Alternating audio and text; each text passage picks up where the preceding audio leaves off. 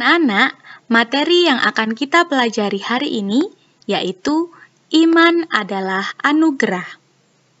Sebelum kita lebih memahami lagi tentang materi kita hari ini, marilah kita membuka pelajaran pada hari ini dengan berdoa bersama. Dalam nama Bapa dan Putra dan Roh Kudus, amin.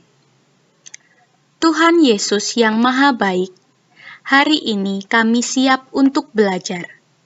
Kami ingin lebih mengenal Engkau. Dampingilah kami dalam pelajaran hari ini. Amin. Dalam nama Bapa dan Putra dan Roh Kudus, amin. Nah, anak-anak, adakah yang tahu tokoh ini siapa? Siapakah dia? Ya, benar. Dia adalah Santo Agustinus. Ada yang tahu Santo Agustinus itu siapa sih? Santo Agustinus adalah seorang yang tidak percaya kepada Tuhan dan pada masa mudanya penuh dengan kehidupan liar. Namun hatinya merasa gelisah dan kosong karena dia tidak menghadirkan Tuhan dalam hidupnya. Dia mencari-cari kebenaran dan ketentraman jiwa melalui buku-buku ilmu pengetahuan, tetapi dia tidak menemukannya. Pada usia 31 tahun, Agustinus mulai tergerak hatinya untuk kembali kepada Tuhan. Berkat doa-doa ibunya dan berkat ajaran Santo Ambrosius, uskup kota Milan. Namun, dia belum bersedia dibaptis karena belum siap untuk mengubah sikap hidupnya. Suatu hari, dia mendengar tentang dua orang yang sudah bertobat setelah membaca riwayat hidup Santo Antonius Pertapa. Agustinus merasa malu. Sejak saat itulah, Agustinus memulai hidup baru dan kembali kepada Tuhan. Jadi, Agustinus yang semula tidak percaya kepada Tuhan, akhirnya memulai hidup baru dan kembali kepada Tuhan. Anak-anak, ada catatan. Kita sungguh senang karena dapat mengenal Tuhan. Pengenalan akan Tuhan itu bukan usaha kita. Itu semua adalah anugerah dari Tuhan Allah. Nah, anak-anakku, untuk lebih memahami lagi tentang riwayat Santo Agustinus, marilah kita menonton sebuah video. Santo Agustinus lahir pada tahun 354 di salah satu provinsi Romawi di Afrika, dan sejak muda mengenal peperangan antara terang dan kegelapan. Ibunya, Monica, adalah pengikut Kristus yang sungguh-sungguh. Tetapi ayahnya, Patricius, adalah penyembah berhala, seseorang yang tidak percaya kepada Tuhan. Kehidupan keluarganya merupakan tantangan. Agustinus menolak kerinduan ibunya agar dia mengikuti Yesus dan lebih memilih pandangan hidup ayahnya yang lebih terbuka. Di sekolah, dia menganut agama Manikean yang mempercayai pergumulan antara baik dan jahat, tetapi tidak mengakui adanya Tuhan. Tak lama kemudian, dia mengikuti gaya hidup yang bebas dan melakukan banyak dosa. Pada masa ini, dia mengucapkan doa yang terkenal. Berikanlah aku kemurnian dan penguasaan diri, tapi jangan dulu.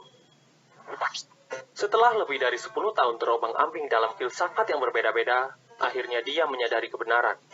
Suatu hari, dia mendengar suara seorang anak meminta dia untuk mengambil dan membaca, dan dia anggap sebagai perintah untuk membaca Alkitab. Setelah menemukan Alkitab, dia membukanya dan memutuskan untuk membaca kalimat pertama yang dia dapati di sana. Bagian Alkitab yang kebetulan dia baca mengubah hidupnya selamanya. Tetapi kenakanlah Tuhan Yesus Kristus sebagai perlengkapan senjata terang, dan janganlah merawat tubuhmu untuk memuaskan keinginannya.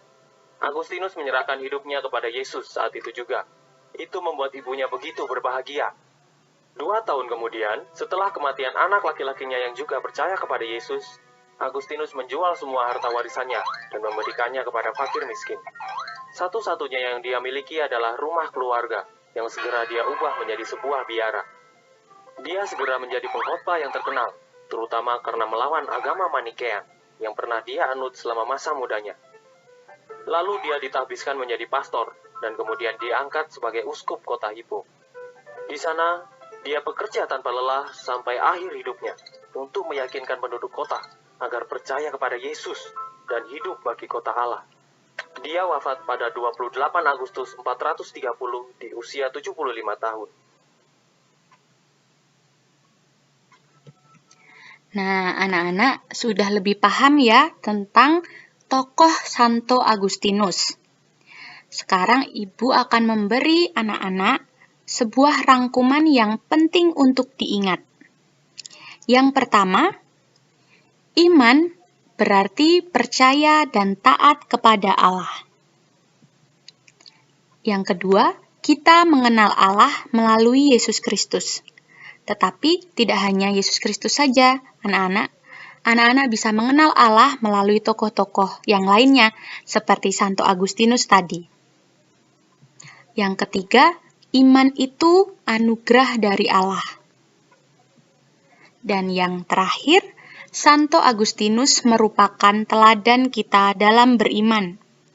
Ketika kita jatuh dalam dosa, kita harus kembali kepada Tuhan dan selalu ingin dekat dengan Tuhan. Maka anak-anak harus selalu hidup dengan meneladani Santo Agustinus yang awalnya hidupnya berantakan, tetapi akhirnya memutuskan untuk kembali kepada Tuhan. Walaupun Santo Agustinus sangat berdosa, tetapi Tuhan selalu mengampuni dan menerima Santo Agustinus kembali. Nah, anak-anak, ada beberapa soal untuk dikerjakan di rumah. Ada 5 soal. Yang pertama, apa makna iman? Yang kedua, bagaimana kalian dapat mengenal Allah? Yang ketiga, bagaimana bentuk kebaikan Allah yang kamu rasakan? Yang keempat, siapa Santo Agustinus? Dan yang terakhir, apa yang dapat diteladani dari Santo Agustinus? Kelima pertanyaan ini dikerjakan di dalam buku tugas masing-masing. Dan anak-anak jangan lupa untuk memberi tanggal, nama, nomor, dan kelas. Pesan Ibu, anak-anak tetap sehat, tetap menjaga kebersihan, tetap mematuhi protokol kesehatan, agar anak-anak dapat tetap sehat dan terhindar dari virus yang saat ini sedang terjadi di bumi ini.